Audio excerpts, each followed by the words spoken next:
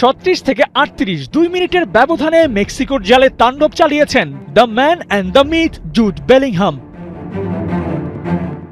নিজেদের মাঠে 2-0 গোলে পিছিয়ে পড়া মেক্সিকো এতটাও সহজে ছাড়ার পাত্র না। হুলিয়ান কিনিওনেস 42 মিনিটে স্কোর শিটে নাম তোলেন, আর তাতে ব্যবধানটা হয়ে যায় 2-1। প্রথমার্ধে ওদের এই ফাইটিং মেন্টালিটি আশা যোগাচ্ছিল সমতায় ফেরার।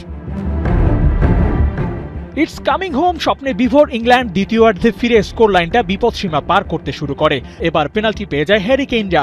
ক্যাপ্টেন কেইন এগিয়ে আসেন, বানান ব্যবধান বেড়ে স্কোর লাইন 3-1। মেক্সিকোকে রেস থেকে ছিটকে যাওয়ার সব চেষ্টাই করে ইংলিশরা। মিনিট কয়েক পর কেইনের আলোচিত সেই ফাউলের কল্যাণে সুযোগ আসে মেক্সিকোর। 69 মিনিটে স্কোর লাইনটা 2-3 করে ফেলে স্বাগতিকরা। আশা তখনও বেঁচে ছিল, এবার বুঝি যে কোনো মুহূর্তে সমতায় ফিরতে পারে স্বাগতিকরা। কিন্তু কিসের কি, টমাস টুখেল শেষ দিকে এসে রক্ষণভাগটা বেশ ভালোই জমিয়েছেন।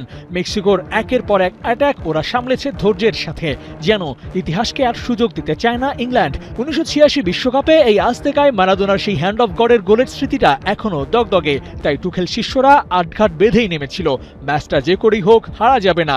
54 মিনিটে লাল কার্ড দেখা ইংল্যান্ড নিজেদের লড়াইটা লড়েছে দাঁতের দাঁত চেপে।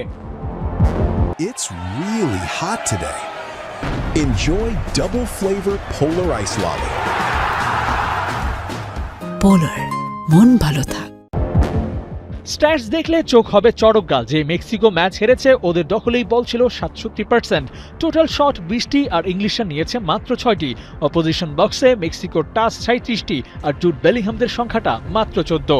পাস থেকে কর্নার কোথায় পিছিয়ে ছিল মেক্সিকো? হ্যাঁ, বিগ চান্স ক্রিয়েশনে ওরা পিছিয়ে ছিল 3-2-এ, আর এখানেই ইংলিশরা নিজেদের সেরাটা দিয়েছে। ম্যাচ শেষে ফলাফলটাও দাঁড়িয়েছে 3-2। এই ম্যাচের দিকে চোখটা আর্জেন্টিনার সমর্থকদের রাখা উচিত। নরওয়ের বিপক্ষে জিততে পারলে এই ইংল্যান্ডের বিপক্ষেই লড়তে হবে মেসিদের, সেখানে হবে আসল পরীক্ষা। আবু নাইম, 71।